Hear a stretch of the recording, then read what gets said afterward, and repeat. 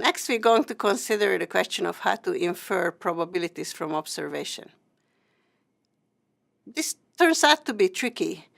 It's hard for people, and this sort of backwards inference is cause of a lot of sort of human errors or misjudgments.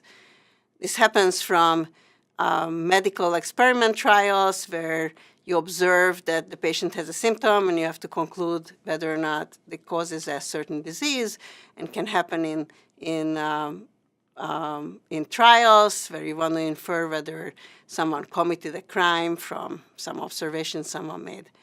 We're going to start by thinking of the very simple experiment with urns from the last segment, but then in the next segment, we're going to use it more generally and see how it's applicable much more broadly in many situations in life. So the experiment from last segment was that we have one of two urns, a majority blue urn and a majority red urn. Each has 3 balls, and we're going to randomly pull a ball from this. Setting up probabilities, the simple part is to see what happens if we know which urn we're pulling from. So say we're pulling from a majority blue urn, there's three balls in it, we pull a ball at random, the probability that our randomly selected ball is blue is 2/3 because there were 2 blue ones and 1 red one. And we write this as the probability of a blue ball conditioned on having selected it from a majority blue urn is 2/3 in our experiment. And similarly, the probability of a blue ball conditioned that we pulled it on a majority red bin is only 1/3 because only one of the 3 balls were blue.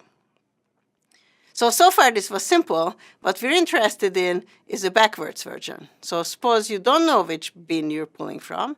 You're pulling a ball from one of those 2 bins, and you observe that the ball you pulled is blue. That's your observation. And you want to infer what is the probability that the bin you pulled it from is the majority red bin, given that the ball you pulled is blue.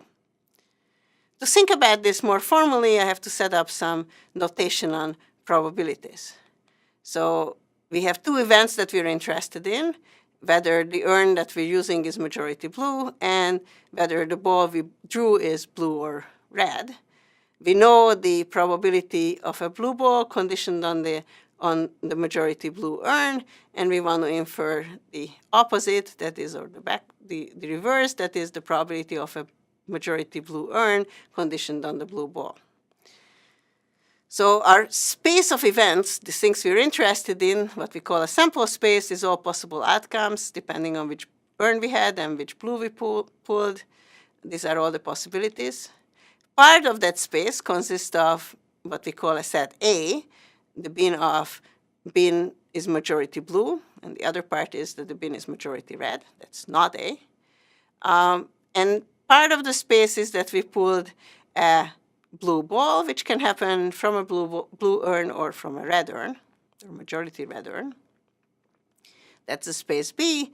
And what we were thinking about is the conditional probability, that the probability of A conditioned on we observed B, which is the probability that A and B, we are in A intersection B, that is both A and B, turn out to be true, divided by the probability of B.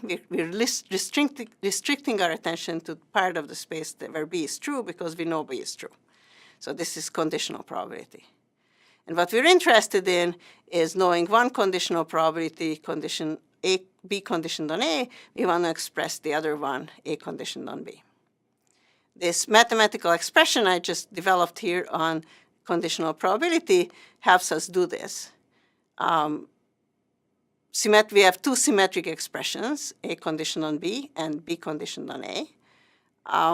Both of them contain the probability of A intersection B, which we can use to express one in terms of the other. We can take the first of these expressions, or the second of these expressions, and multiply it over with probability of A. Then we get an expression for the probability of A intersection B, which we can then substitute in the other one, and get that the probability of A conditioned on B equals the probability of A times the probability of B conditioned on A divided by the probability of B. This final expression is called the Bayes rule, and it's applied very generally to do exactly what we were looking to do if we have one kind of probability of some event conditioned on some other event, B conditioned on A. We observe B happened, and we want to infer how likely it is that A will happen also, or did happen also. So as a first example, let's go back to the balls and bins and try to apply it in the balls and bins case. So A was that the urn is majority blue, and B is that the ball we drew is blue. B condition of A, which is what we worked at first. Once we know the urn is majority blue, there's a 2/3 probability that we will pull a blue ball from this. To use Bayes' rule, we also need to know what the probability of A is. That is, what is the probability that the urn is majority blue without seeing any observation, what's the upfront probability, which is called the a priori probability of this event. In the story, we said that the probability is a half, that the urn is equally likely to be any of the two probabilities. And then second,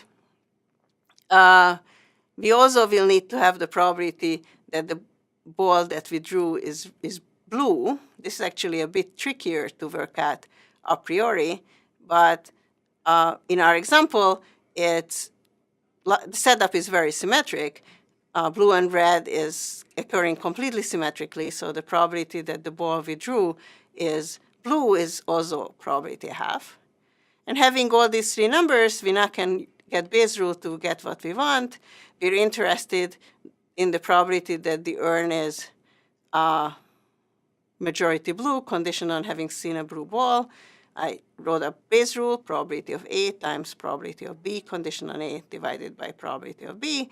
Substitute all the numbers we have seen, and we get that it's 2/3. That is, seeing a blue ball should make you conclude that the probability that the bin must have been majority blue is 2/3, which kind of makes sense. It certainly should be above a half.